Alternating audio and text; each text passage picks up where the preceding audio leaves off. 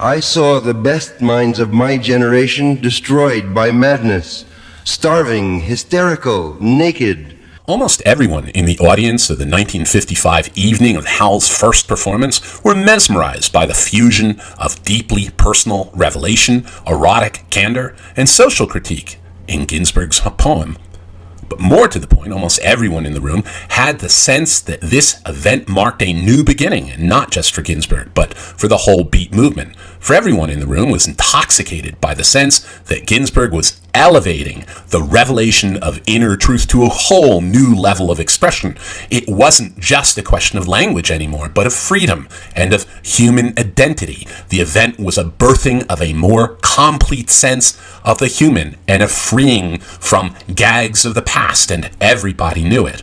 But news of the event quickly rippled out onto those who would want to damp down the complex truth of our full human being in the name of censorship, clinging to a weird sense of what decency means and to a belief that social control is maintained by limiting what human qualities can be expressed. These arbiters of taste and decency started gearing up for the attack on the beats. Soon, the publisher of the poem, Lawrence Ferlinghetti of City Lights Bookstore in San Francisco, and a clerk in the store would be arrested and hauled off to jail for selling, quote, indecent works, and the legal attacks or the pressures of censorship and banning would spread to other beats, including William Burroughs and Jack Kerouac and Gregory Corso and Leroy Jones and Diane di Prima, and really anyone who insisted on exploring reality in the revelatory and honest and uncensored way essential to the beat credo.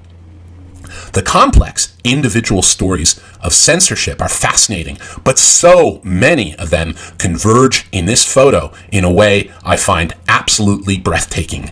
It is a 1959 downstairs in City Lights Bookstore, a place I've been hundreds of times, and Allen Ginsberg is proudly holding what might be considered some of the offspring of his 1955 Howl.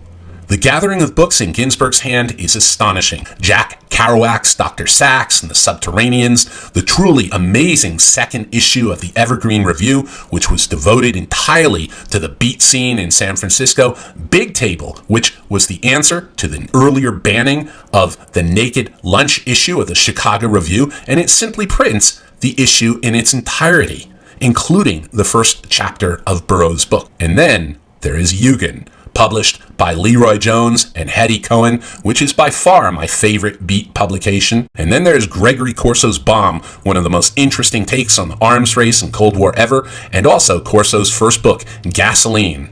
And then, of course, there's the epoch-defining Howl and Other Poems, which in addition to Howl contains such masterpieces as America and A Supermarket in California. I mentioned Eugen was my favorite among all the beat periodicals, and there were many of them. It was the inspired publication of beat poet Leroy Jones, later Amiri Baraka and Hetty Cohen, who took the title from a Japanese word they defined in the magazine as meaning a profound, mysterious sense of the beauty of the universe, along with an awareness of the sad beauty of human suffering. Sounds like about the most acutely poetic sensibility one could ask for, but I think the first issue might indirectly have more to tell us about the nature of censorship towards the beats than any other single document I know of. Let's first take a look at a couple poems by Diane di Prima.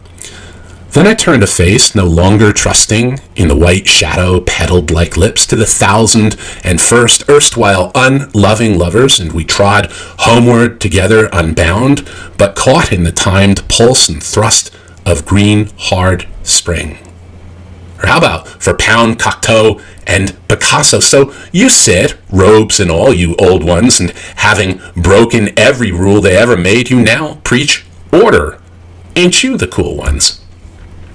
But let's take a look at the fourth of four poems by Allen Ginsberg, and it's called On Burroughs' Work. The method must be purest meat, and no symbolic dressing, actual visions and actual prisons, as seen then and now. Prisons and visions presented with pure descriptions corresponding exactly to those of Alcatraz and Rose.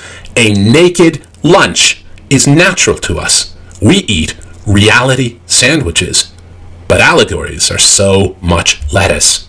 Don't hide the madness. In the very first issue of Eugen, Allen Ginsberg is writing a poem about William Burroughs' yet unpublished Naked Lunch, which is about to lead to the banning and destruction of an entire issue of the Chicago Review, which had attempted to publish the first chapter. Some of the editors created Table 1 with contents identical to the banned issue. When the Naked Lunch is finally published, it will lead to a court case attempting to ban it permanently, and at that trial, Allen Ginsberg will read his poem. And what does the poem really say? It says, we want real. We want to be able to express the depths and intricacies of the human psyche and soul without tidying things up. We want it messy. We want our reality sandwich. We want our naked lunch. We want real. Censors don't like real. On the first page of the issue of Eugen, Ginsberg has in his hands in the City Lights photo, there is an advertisement for Diane di Prima's new book, This Kind of Bird Flies Backward, with an introduction by Lawrence Ferlinghetti. Out of the heart of the ineffable draw the black flecks of matter, and from these the cold blue fire. Dry water. Immerse yourselves, though it be but a drop. The Iliaster flowers like the wind out of the ash, the eidolon of the world, crystalline, perfect. Diane di Prima. Affirmation of a larger sense of self was infectious to audiences. They loved her. So how do you go from that kind of sensibility to an FBI letter from J. Edgar Hoover slamming di Prima and slamming Leroy Jones for their new Floating Bear Poetry magazine as obscene and making derogatory comments about government officials? It all worked out, though, as censorship often did for the Beats. Howell's acquittal on charges of obscenity loosened things up for other publications and brought an enormous amount of fame to Howell and to Ginsberg and to the Beats. Di Prima and Jones later were hauled off to jail, but insisted on a grand jury hearing. Jones brought in a large stack of books that had at one time been banned as obscene as his primary evidence. They ranged from Sappho to Catullus, and then he read from James Joyce's Ulysses. Jones read aloud for many hours to the grand jury. I imagine it was an eye and heart and perhaps even soul-opening experience, but in any case, the jury rejected the charges as without merit, and Diana and Leroy walked free.